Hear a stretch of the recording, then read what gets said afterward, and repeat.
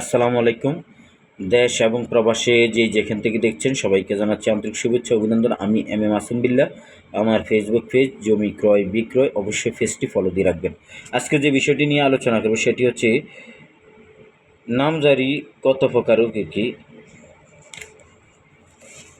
না, শুধু নামজারি, নামপত্তন, ভূমি মালিকের মৃত্যু হলে তার উত্তরাধিকারীদের নাম যদি খতিয়ান প্রস্তুত করা হয় তাকে নামপত্তন বলে। এখানে কোনো নতুন হোল্ডিং নাম্বার খোলে না, শুধু মূল মালিকের নাম কেটে সেখানে তার উত্তরাধিকার নাম লেখা হয় অর্থাৎ যদি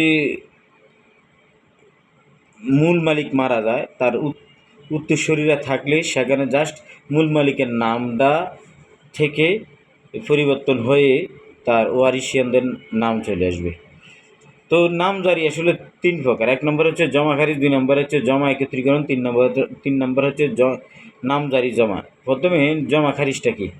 মালিক জমি দান, বিক্রি, হেবা বিনিময় বা অন্য কোনোভাবে জমির মালিকানার বদল হলে নতুন মালিকের নামে খতিয়ান খোলা হয়, আর এই কাজটি হয়ে থাকে প্রজাস্বত্ব আইনের 117 ধারা অনুসারে। এখানে নতুন খতিয়ান নাম্বার ও নতুন হোল্ডিং নাম্বারও খোলা হয়। এই হচ্ছে জমা খারিজ। দুই নম্বরে হচ্ছে জমা একত্রীকরণ। একই মৌজায় কোনো জমির মালিকের একাধিক খতিয়ান থাকলে সব খতিয়ান একসাথে করে একটি খতিয়ান তৈরি হয়, আর এই কাজটি হয়ে থাকে প্রজাস্বত্ব আইনের 116 ধারা মতে হয়ে থাকে। এইটাকে জমা একত্রীকরণ বলে। 3 নম্বরে হচ্ছে নামজারি জমা।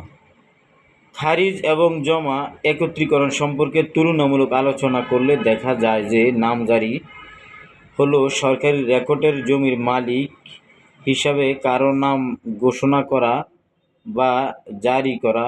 জমা খারিজ হলো কারো হোল্ডিং বা জোত হতে জমি কর্তন করা কিংবা জোতের সম্পূর্ণ বা আংশিক জমি ভিন্ন হোল্ডিংয়ে স্থানান্তর করা।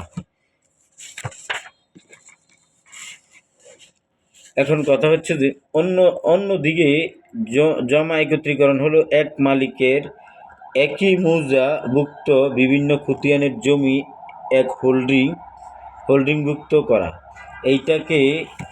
এইটাকে নামজারি জমা বলে। অর্থাৎ আপনি নামজারি করলে প্রথমত এই কাজগুলা আপনাকে খুব সুন্দর করে করতে হবে। ধন্যবাদ। আজকের মতো বিদায় নিচ্ছি। আল্লাহ হাফেজ।